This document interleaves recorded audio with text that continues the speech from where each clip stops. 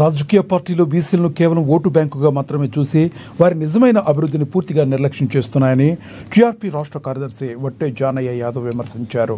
ప్రభుత్వం విడుదల చేసిన జీవో నెంబర్ 9ను మోసపూరిత కుట్రగా ఆయన అభివర్ణించారు. ఈ జీవో బీసీల హక్కులను హరిస్తుందని ఆయన తీవ్ర ఆగ్రహం వ్యక్తం చేశారు.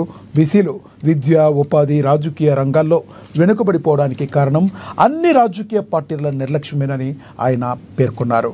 ప్రభుత్వం బీసీలకు 42% రిజర్వేషన్లు ఇవ్వాల్సిన బాధ్యత వహించాలని ఆయన డిమాండ్ చేశారు. బీసీలకు నిజమైన న్యాయం జరగాలంటే వారు ఐక్యంగా నిలబడాలని జానయ్య యాదవ్ పిలుపునిచ్చారు. టీఆర్పీ పార్టీ ఎల్లప్పుడూ కూడా బీసీ హక్కుల కోసం నిత్యం పోరాడుతుందని ఆయన స్పష్టం చేశారు.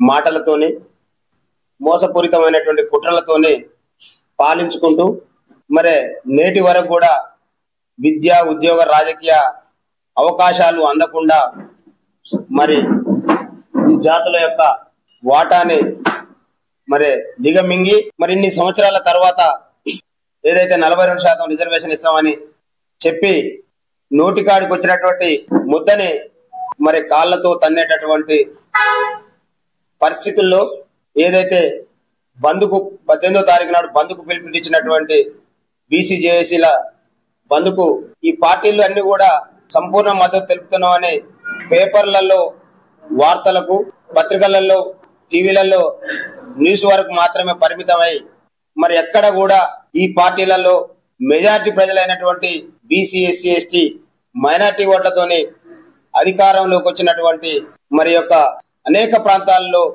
మరి అగ్రవర్ణ నాయకులు ఎందుకు పార్టిసిపేట్ చేయలేదనేటటువంటి దాన్ని ఈ బీసీ సమాజం మరి తీవ్రంగా ఖండిస్తూ మరి బీసీ సమాజం అంతా ఇవాళ ఆలోచించాల్సినటువంటి సందర్భం, మరి ఇవాళ ఆలోచన చేయాల్సినటువంటి సందర్భం. ఎక్కడ ఈ రాష్ట్రంలో ఉండబడినటువంటి అన్ని పార్టీలు బంద్కు పిలుపునిచ్చి